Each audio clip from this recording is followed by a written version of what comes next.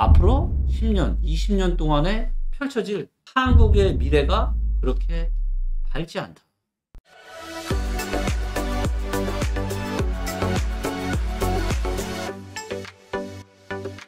근데 2020년 들어서 어떻게 됐어요? 이렇게 마름모, 그나마 삼각형은 완전 안정적이잖아요. 마름모도 그나마 넘어지진 않아요.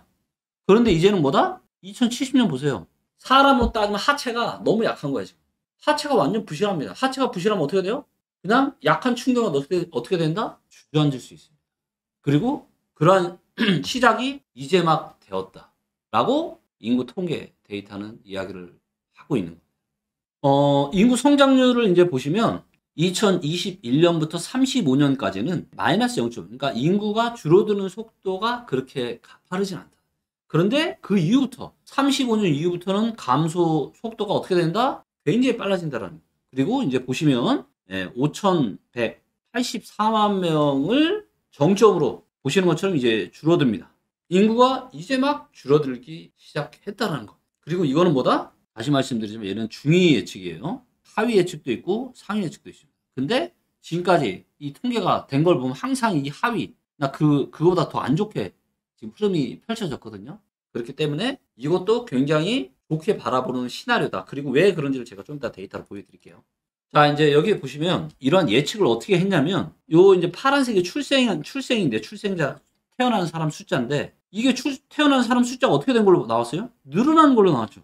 그리고 줄어들어도 요 정도 수준, 요 정도 27만 명에서 아주 작지가 않습니다. 지금 떨어진 건 이렇게 떨어졌는데 앞으로 예측은 이런 각도가 아니고 조금 올랐다 이렇게 했다니까요.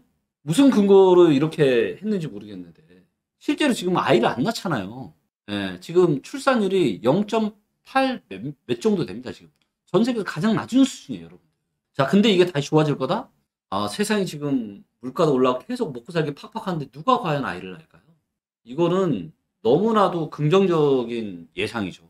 그나마 한 가지 제가 조금 긍정적으로 보는 건 뭐냐면, 그러니까 출생은 이렇게 될 수 있는데 사망자 수는 이렇게 되지 않을 수 있습니다. 요거보다 줄어들 수 있어요. 왜냐하면 제가 이제 저 같은 경우는 각 분야의 전 세계 최고의 전문가들의 제가 다양한 책들을 보잖아요. 근데 지금 이제 바이오 쪽에서 엄청난 의료 혁명이 일어나고 있습니다. 이젠 이미 나와 있어요. 그냥 이 알약만 계속 먹으면, 얘만 먹으면 신체 나이를 20살 젊게 만들어주는 건강보조제가 이미 나와 있습니다. 근데 우리 옆에만 없는 거예요. 우리만 못 먹으면 뿐이에요. 너무 비싸고. 얘가 상용화되고 세상에 나오려면 앞으로 5년에서 8년 정도의 시간이 필요합니다. 그리고 이제는 엄청나게 기하급수로 발전하는 의학기술이 인간을 훨씬 더 나이 먹어도 젊고 건강하고 싱싱하고 팔팔하게 만들어주고 수명도 더 길게 만들어줄 거예요. 그러면 어떻게 된다? 이 사망자 수가 더 이렇게가 아니라 더 완만하게 줄어들 수 있습니다. 이런 것들이 조금이라도 좀 상세가 되기를 저도 희망을 좀 해봅니다. 왜냐하면 이대로 갔다가는 대한민국의 미래가 너무나도 지금 암울하거든요. 자, 여기 이제 보시면 아까 이제 고령 인구와 이 유선년 인구는 이제 보셨죠. 고령 인구 이렇게 증가하고 유선년 인구 이렇게 줄어드는데 가장 중요한 게 이 생산 연령 인구라는 건데, 생산 연령 인구가 이제 보신 것처럼 뭐다? 이제 본격적인 내리막을 타고 있다는 거예요. 근데 우리가 경험한 세상은, 근대의 대한민국은 전부 다 뭐다? 이렇게 성장하는 시대에만 살고 있었잖아요. 근데 뭐다? 생산 연령 인구가 완전 쪼그라든다. 네, 보세요. 이 올라오는 속도만큼 지금 내려가잖아요. 완전 게임의 룰이 바뀌고 있습니다. 그런데 부동산은 오늘이 제일 싸다고요? 또 지금 내려가는 초입인데 이런 거 사가지고 또 기다리면 다시 또 올라간다고요? 물론 그렇게 될 수도 있겠죠. 그렇게 될 가능성이 아예 제로는 아닐 겁니다. 하지만 분명한 건 뭐다? 게임의 룰이 지금 완전히 바뀌고 있습니다, 여러분들. 예전 같은 생각 하셨다가는 큰일 날 수 있어요. 그렇기 때문에 이제는 뭐다? 더더욱더 데이터에 기반한 그런 의사결정을 하셔야 된다는 거예요. 내 인생 지금 한 번밖에 없잖아요. 한 번밖에 없는 내 인생. 내 자산한, 내 소중한 자산에 대한 의사결정을 여러분들 그냥 뇌피셜로 그냥 말로 떠드는 이런 거에 좌지우지 되셔야 되겠습니까? 아니죠. 누군가는 맨날 뇌피셜로 이렇게 옛날 얘기 떠들어가면서 이런 막연한 생각 가지고 얘기하고, 누군가는 나름의 데이터들을 가지고 과학적으로 분석하고 연구하고. 어떤 사람이 이길 것 같습니다. 싸우면 누가 이길 것 같아요? 당연한 결과 아닙니까? 그렇기 때문에 저희 리치고 김기현 채널을 보고 계신 분들은 이제는 내가 어떤 분야에 있든지 데이터에 근거해서 이렇게 의사결정을 좀 하실 수 있는 그런 습관을 좀 들이시면 너무 좋을 것 같습니다. 자, 그리고 이제 여기 이제 보시면 부양비가, 자, 부양비 보세요. 지금이 이제 요 정도인데, 지금 2020년인데, 자, 요 이제 보라색이 요게 이제 지금 노년 부양비란 말이에요. 이거 커지는 거 보이세요? 노년 부양비가 엄청 커지잖아요. 이게 다 뭐라고요? 이게 다 세금이라니까요, 여러분들. 세금? 세금이 커지면 우리의 소득은, 우리의 세후 소득은 어떻게 된다? 세후 소득은 쪼그라든다. 아무리 뭐 정치인들이 뭐 얘기해도 대한민국은 이미 딱 왁구가 나와 있습니다. 세금 많이 거둘 수밖에 없는 상황이에요. 네. 그리고 정말 정부에서도 이 피 같은 세금, 혈세, 제발 좀 함부로 펑펑 좀 쓰지 마시고, 좀 정확하게 좀 데이터 근거해서 좀 제대로 좀 써주세요. 아무 데나 쓰면 안 되잖아요. 지금 다 국민들이 다 피해자인데. 여기 나옵니다. 자, 아까 보셨죠? 애를 낳는 게 지금보다 줄어드는 게 아니라 지금보다 더 늘어난다니까. 늘어나는 걸 해서 그게 뭐다? 그게 요거다 지금. 요거 중위값 요렇게. 근데 요 저위값 요렇게 훨씬 더 급하게 떨어지죠? 네. 훨씬 더 급하게 떨어집니다. 이런 시나리오가 펼쳐질 가능성이 저는 매우 많아요. 왜? 애 낳기 싫으니까. 애를 낳을 수 있는 형편이 안 돼요, 지금 여러분들. 물가 오르고 대출금리 오르고 그죠? 영끌이 이미 다 해놨고. 그래 지금 뭐 투잡 뛰고 이런 분들도 너무 많잖아요. 이런 상황에서 애 낳는다? 지금 나 먹고 살기도 힘들어 죽겠는데? 아 진짜 쉽지 않습니다. 너무 긍정적인 시나리오로 저는 펼쳐지고 이렇게 데이터를 만든 것 같아요. 자, 여기 이제 보시면, 근데 이제 인구가, 대한민국 사람만 인구가 있는 건 아니잖아요. 해외에서도 또 올 수도 있잖아요. 그래서 여기 보시면 인구의 자연 증가. 그래서 요 파란색이 자연 증가입니다. 그래서 자연 증가는 이제 계속 이제 줄어드는 거죠. 계속 줄어드는 거고. 근데 이제 사회적 증가. 이거는 뭐냐면 국제 순이동. 그러니까 해외에서 다른 나라 사람들이 한국으로 오는 거죠. 그래서 요게 이제 좀 이렇게 증가를 하는 걸로 통계청에서는 예상을 하고 있는데 지금 또 코로나 때문에 이게 또 별로 없죠. 예. 지금 오히려 빠져나가고 있는 이런 상황들이라고 보시면 좀 되고요. 자, 이번에는 이제 출생아 수와 이제 합계 출산율 데이터를 좀 보도록 할 텐데요. 자, 이제 보시면 요 막대 그래프가 출생아 수입니다. 근데 이제 보시는 것처럼 출생아 숫자가 계속 줄어들고 있죠. 그리고 합계 출산율이 이제는 0.84까지 떨어진 상태입니다.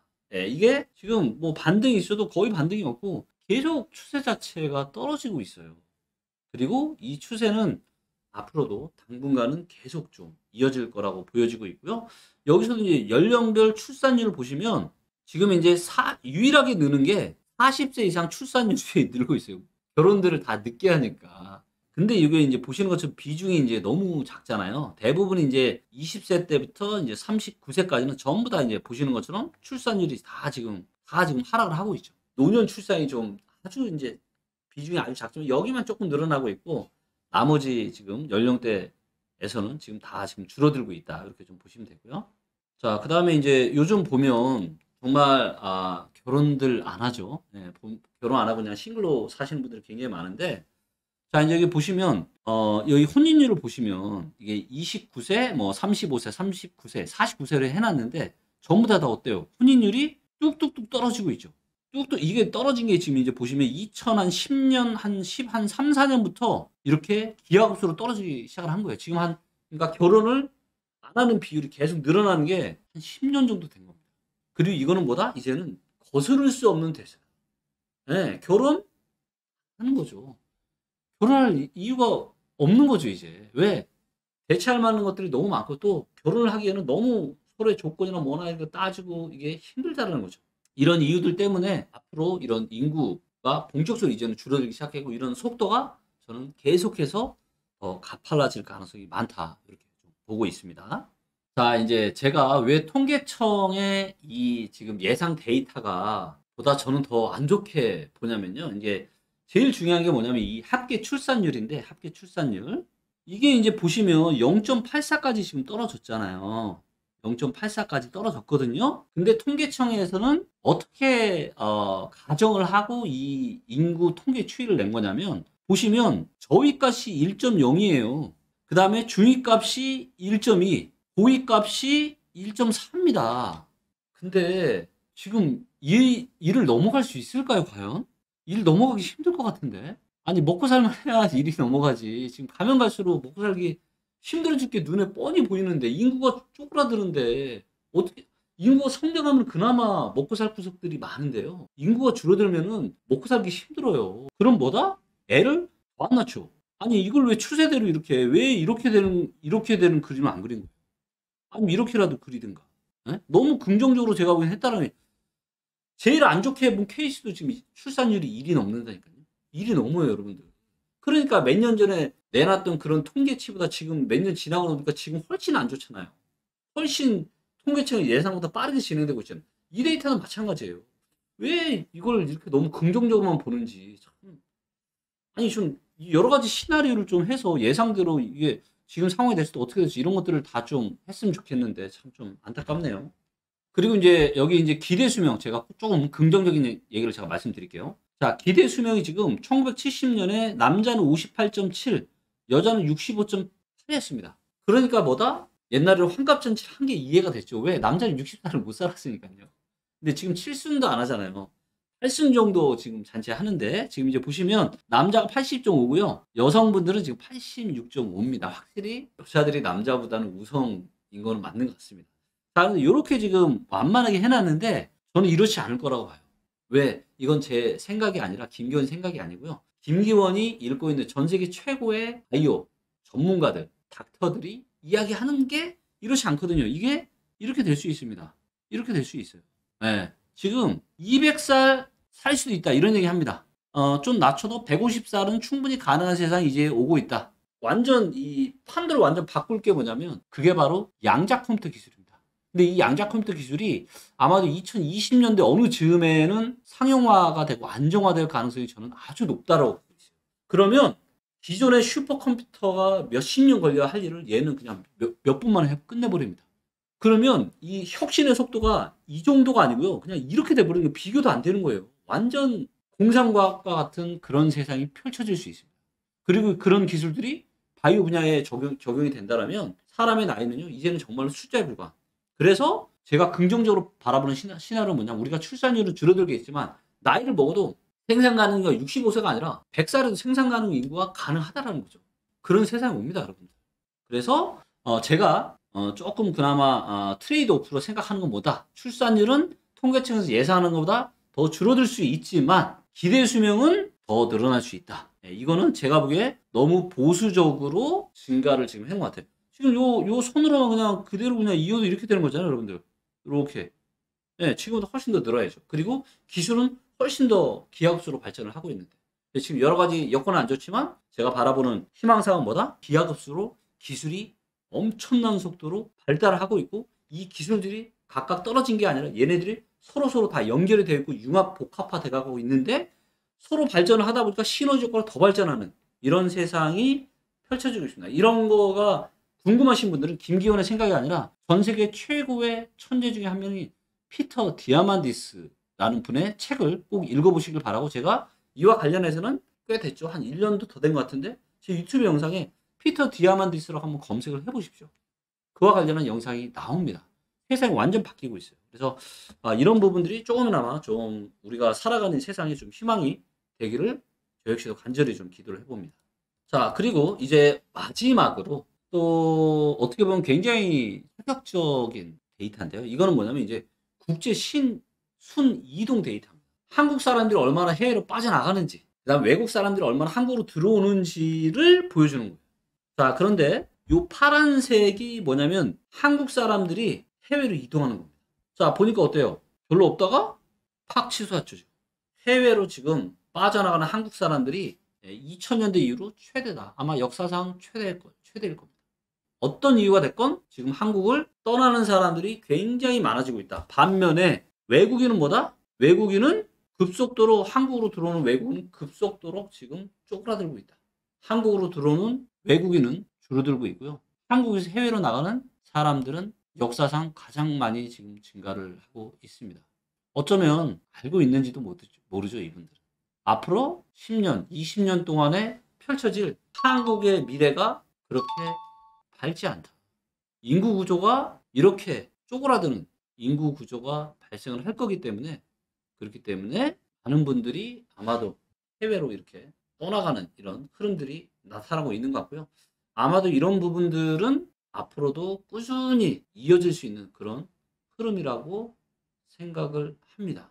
자, 오늘은 제가 뭐 앞으로 뭐 몇 개월, 1년, 2년, 뭐 3년, 5년 뒤가 아닌 앞으로 10년, 20년의 우리 인생에 우리가 부동산을 함에 있어서 가장 큰 영향을 미칠, 바뀌지 않을 그럴 요인인 인구 통계에 대해서 제가 말씀을 드렸고요. 자료에서 보셨다시피 이제는 생산 가능인과 성장하는 게 아니라 생산 가능인과 급속도로 쪼그라드는 이런 흐름들이 앞으로 몇십 년 동안 계속 펼쳐질 거기 때문에 이런 것들이 우리의 경제, 우리의 부동산에 엄청난 안 좋은 영향을 미칠 거라고 저는 생각을 합니다. 그렇기 때문에 기존처럼 부동산은 오늘이 제일 싸, 뭐 IMF 있었고 금융이 있었고 중간에 떨어져도 결국은 시간 지나고 나면 오르는 거 아니냐라는 이러한 맹목적인 믿음에서 우리는 이제는 탈출을 하실 때가 됐습니다.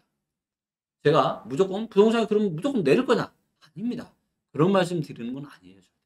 하지만 뭐다? 기존과는 완전히 판이 다른 흐름이 펼쳐질 수도 있다는 것을 꼭 염두에 두시고 여러분들의 소중한 자산에 대한 의사결정을 잘 하시면 좋을 것 같습니다. 감사합니다.